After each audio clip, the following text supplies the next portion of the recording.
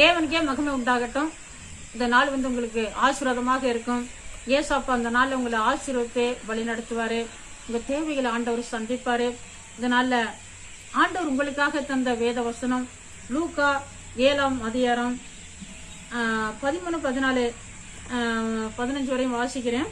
கர்த்தர் அவளை பார்த்து அவ மேல் மனதுருகி அழாதே என்று சொல்லி கிட்ட வந்து பாடையை தொட்டார். அதை சுமந்தவர்கள் நின்றார்கள். அப்பொழுது அவர், வாலிபனே எழுந்திரு என்று உனக்கு சொல்லுகிறேன் என்றார்.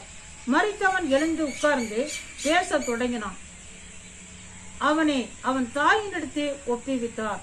அப்படின்னா நம்ம எல்லாரும் இந்த வசனத்தை நம்ம வாசிக்கிறோம். பாருங்க, இதை பார்த்தவர்கள் எல்லாருக்குமே பயம் உண்டாயிருச்சு. இப்ப ஒரு விதவை கைப்பெண் சொல்லப்பட்டிருக்குது. ஒரு விதவை எல்லாம் விதவையாக ஒரு சகோதரி, அவங்களுக்கு ஒரே பையன். அந்த பையன் திடீர்னு இறந்துட்டான், வாலிபன். இப்போ சத்து போயாச்சு, எல்லாம் முடிஞ்சிச்சு, செய்ய வேண்டிய கடமை எல்லாம் செய்தாச்சு. பாடையில வச்சு என்ன செய்யறாங்க, இப்போ எல்லாம் ஸ்டேல வந்துருச்சு. இப்ப வண்டி ஒரே பணத்தை சுமந்துட்டு போறோம், வண்டி ஆகி போயிருச்சு. இப்ப தேர் போல ஆகி போயிருச்சு. அந்த காலத்துலயும் சரி, இன்னும் எங்க ஊர்ல இப்ப கூட சமயத்துல பிறந்த ஒரு சில நம்ம பார்த்தாக்க எல்லாம் பாடை தான் கட்டி என்ன செய்யறாங்க, தூக்குறாங்க. இப்ப இதோட பாடியில கட்டி என்ன செய்யறாங்க, தூக்கிட்டு போறாங்க. 4 பேரு சேர்ந்து தூக்கிட்டு போற நேரத்துல இவ என்ன செய்யறா, ஒரே பையன் ஒரே மகன் இழந்துட்டமே, நமக்கு ஒரு உதவி இல்லையே, யார் இல்லையே, ஒண்ணுதானே இருந்துச்சு, இதையும் நம்ம இழந்துட்டோமேன்னு சொல்லி அந்த அம்மா அந்த தாயை அழுது கொண்டு வர்றாங்க பின்னால. ஆனா ஏசப்பா கிராமங்கள் தோறும் சுற்றிலும் ஊழியம் செய்துட்டு அந்த வழியில அவர் போகும்பொழுது இதை பாக்குறாரு. பார்த்துட்டு அந்த பெண்ணை பார்த்து அழாதேன்னு சொல்லி வேதனைப்படுகிற அந்த பெண்ணை பார்த்து அழாதேன்னு சொல்லி போய் கிட்ட போய் என்ன பண்றாரு, அந்த பாடையை தொடுறாரு. பாடையை தொட்ட உடனே அந்த சுமந்து கொண்டு போன அந்த பாடையை தூக்கிட்டு போனவங்க என்னன்னா எல்லாருமே நின்னுட்டாங்க. நின்ன உடனே அந்த வாலிபனை பார்த்து, வாலிபனே எழுந்துரு அப்படின்னு சொல்றாரு. எழுந்துருன்னு சொன்னதான் ஆண்டவர் அங்க செய்த அறுப்புதான். உடனே அந்த மரித்து கிடந்த அந்த வாலிபன், புதைக்கிறதுக்கு எரிக்கிறதுக்கு கொண்டு போன அந்த வாலிபன் உடனே எழும்பி என்ன செய்யறான், உட்கார்றான்.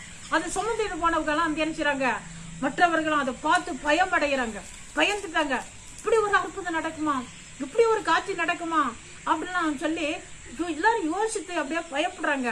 ஏசப்பா ஜீவனோட தேவன், சர்வலோகத்துக்கு ராஜாதி ராஜா, வானத்தை பூமியை உண்டாக்கினவர். அவரால் செய்ய முடியாத ஒன்றுமே இல்லை. அவர் நினைத்தால் செய்ய முடியும், அவரால் அற்புதம் செய்ய முடியும். பாருங்க, அந்த வாலிபனை இழந்த, அந்த மகனை இழந்த அந்த விதவையான தாய், எனக்கு வேற வழியே இல்லைன்னு சொல்லி அந்த அழுத அந்த மகளை பார்த்து, மகளே நீ அழாதே சொல்லிட்டு அந்த வாலிபனை எழுப்பி அவள்கிட்ட ஒப்பு கொடுத்து அவளை ஆறுதல் படுத்துறாரு. இதை கேட்கிற அருமையான சகோதரன் சகோதரியில, இதை காட்டிலும் உங்களோட தேவை பெரிதான தேவையா இருக்குமா? இதை காட்டிலும் எதா இருந்தாலும் சரி, சின்ன காரியங்களா இருந்தாலும் ஏசப்பா உங்களுக்கு செய்ய வல்லவராக இருக்காரு.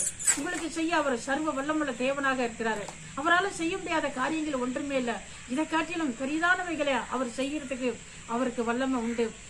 நீங்க கேட்கறதுலாம் லேசான காரியம்தான். ஒரு மரித்த வாலிபனே எழுப்பி அந்த தாய் கிட்ட ஒப்படைப்பாருனா நீங்க கேட்கிற காரியம் லேசான காரியம். ஏசப்பா உங்களுக்கு அற்புதம் செய்வாரு. நீங்க ஏசப்பா நோக்கி பாருங்க, ஏசப்பா எனக்கு ஒரு அற்புதம் செய்யுங்களேன்னு சொல்லி பாருங்க. இன்னைக்கு அநேக பேர் படிக்கல, ஒரு மருத்துவர்கள் போல படுத்த படுக்கையில இருக்கிறாங்க. மருத்துவமனையில படுத்த படுக்கையில மருத்துவர்கள் போல இருக்கிறாங்க. அதே போல ஆவிக்குரிய ஜீவிதத்துல முன்னேற முடியாதபடி மருத்துவர்களை போல இருக்கிறாங்க.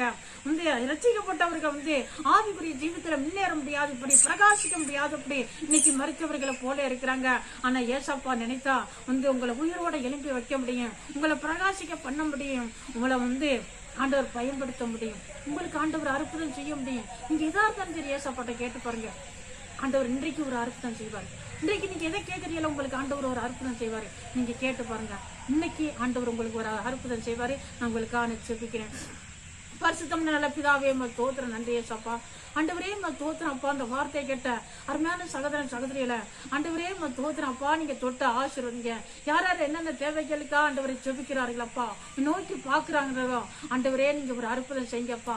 மரித்த ஆண்டவரை அந்த வாலிபனை எழுப்பி ஆண்டவரை அந்த விதவையான அந்த தாய்கிட்ட ஆண்டவரை அப்பு கொடுத்தீங்களப்பா ஏசப்பா. அந்த ஆண்டவரே அந்த மகளை நீர் ஆறுதல் படுத்தினீங்களா ஆண்டவரே தோத்திரம். அழாதேன்னு சொல்லி ஒரு அற்புதம் செய்தீங்களா ஆண்டவரே தோத்திரம் ஏசப்பா. இன்றைய தினத்துல இந்த நிகழ்ச்சியை பார்க்கிறவங்க, இதை கேட்கிறவங்க, யார் யார் என்னென்ன தேவைக்காக கலங்கி கொண்டிருக்கிறார்களோ, அழுது கொண்டிருக்கிறார்களோ, ஏசப்பா உங்க பிள்ளைகளுக்கு அற்புதம் செய்யுங்க. இன்றைய தினத்துல தொட்டு ஒரு அற்புதம் செய்யுங்க. என்ன கேட்டாலும் இன்றைய தினத்துல செய்யுங்க ஆண்டவரே. ஸ்தோத்திரையா, என் நாமத்தினால எதை கேட்டாலும் அதை உங்களுக்கு செய்வேன்னு சொன்னீங்க ஆண்டவரே. அப்பா ஸ்தோத்திரம், கேளுங்க கொடுக்கப்படும் சொன்னீங்க ஆண்டவரே. ஸ்தோத்திரம் ஏசப்பா, இன்றைய தினத்துல ஒரு அற்புதம் செய்யும். ஆசீர்வதிங்க. ஏசு கிறிஸ்து நாமத்தை ஜெபிக்கிறோம் பரிசுத்தம் நல்ல பிதாவே.